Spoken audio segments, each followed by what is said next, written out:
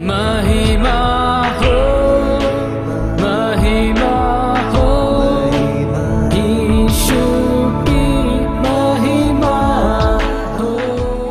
और जब मैं रात को घर गई थी तो मैं बहुत खुश गई थी और फिर सब लोग बाहर बैठे थे और बातें कर रहे थे कि क्या क्या हुआ था। सो मैं भी मम्मी के दीदी ने बोला कि मेरे को ना बताए क्योंकि मैं कुछ भी बातें होती है तो मैं रोना स्टार्ट कर देती हूँ डरपोकों की तरह फेस करने की जगह। बट दी ने बोला कि मम्मी को कि नहीं बताना, बट मम्मी ने मेरे को बता दिया।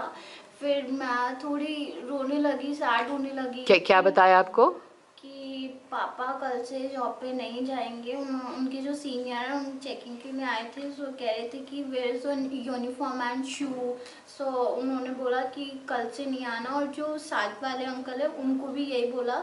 सो फिर मैं बहुत सैड हो गई। अब मैं हर रोज़ ना अलग से जगह पे बैठ जाती हूँ और ईशू से बातें करती हूँ, बट हर बार मैं ईशू से कुछ भी नेगेटिविटी होती है तो मैं उनसे फाइट करने लगती हूँ कि क्यों होता है ऐसा मेरे साथ, हमेशा मेरे साथ ही क्यों होता है। और पापा ने तो जबकि कुछ भी गलत नहीं किया, अगर कभी भी फाइट होती है तो हमारे वजह से होती है कि हमने कुछ करते उनकी बात नहीं मानते हैं, मम्मी हमारा साइड लेती हैं।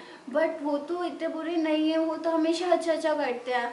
फिर मैंने दी से प्रेयर करवाई। मैंने पहले ही मम्मी से बोला कि मम्मी मैं दी से प्रेयर करवा लूँ, फिर मम्मी ने मेरे को मना भी नहीं किया और वो हाँ भी नहीं कर रही थी, कह रही थी कि प्रेयर करवाने से क्या होगा।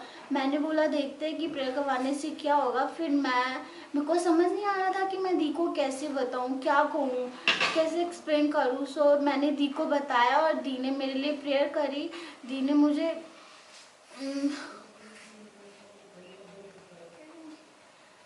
दी ने मुझे कहा कि भरोसा रखो, गॉड पे बिलीव करो, वो हमेशा हर पल तुम्हारे साथ होते हैं। सो मैंने भरोसा थोड़ा बहुत नहीं किया, पर थोड़ा सा किया। और फर्स्ट टाइम ये है कि मैं कभी भी प्रेयर करती हूँ, मैं 2 मिनट करती हूँ और फिर भाग जाती हूँ, मतलब मैं ढंग से प्रेयर नहीं कर पाती हूँ।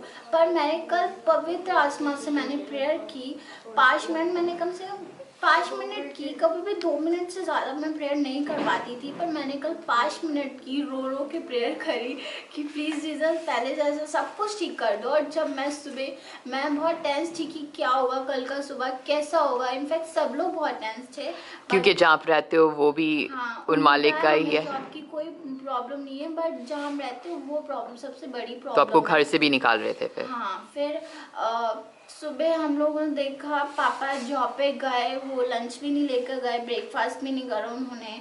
सुबह गए तो उनके जो सीनियर उनसे बात की और उन्होंने बोला कि कल से आप रेगुलरली आ सकते हो।